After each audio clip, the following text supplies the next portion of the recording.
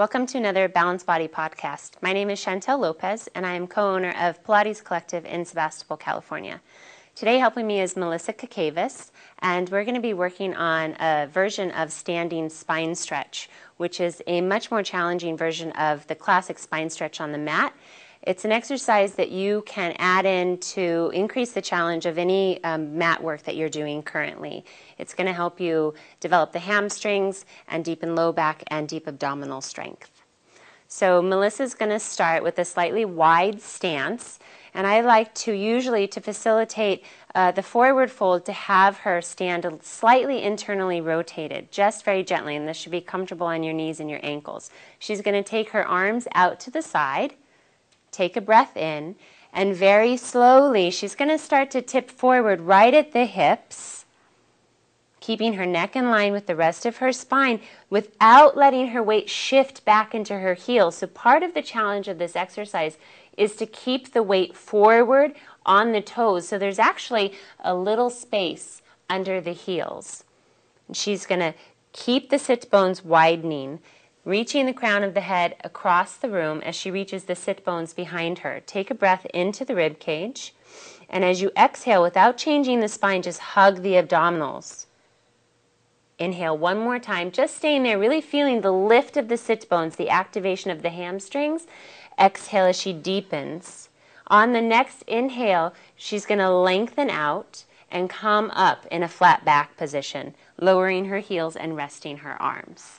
So that's the beginning position. We're going to do that 2 more times, making sure that there's no pain or discomfort in the back of the knees. Commonly, it's very easy to shift the weight back and hyperextend the knees. So there's a lot of lift through the inner thighs and from the heel to the back of the knee to the line of the glutes. So let's do that 2 more times, and then we'll add on another challenge. So inhaling the arms out. Exhale, she's going to tip forward, widening the sit bones, making sure the ribs stay connected. Beautiful. 3 breaths here, Melissa. Inhale into the ribs. Exhale, deepening the core, narrowing front to back and side to side. Inhale 2 more times, and exhale. And I'm noticing, and I want you to notice what the legs are doing, how your knees feel in this position. Put a little more weight forward on the toes for extra challenge. Beautiful. And on the next inhale, she's going to lengthen out and come up, letting her heels settle and relax the arms. 1 more time. Inhale, arms out to the side.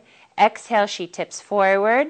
Weight comes onto the toes right away as if you were standing up against a wall. Inhale 3 and exhale.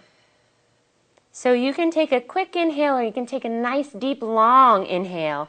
Deepen the exhale. Keep the shoulders broad. Deepen the abdominals. And then on this last inhale, she reaches the crown of the head towards the wall and comes all the way up. And then bring your arms together and then step your feet together and then just bend your knees a couple of times.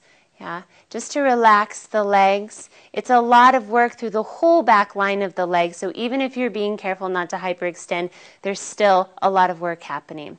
So we're going to add on a little challenge. She's going to come forward into the same position and add some pelvic curls, so mimicking something like spine stretch. Ready? So legs go out wide, slightly internally rotated.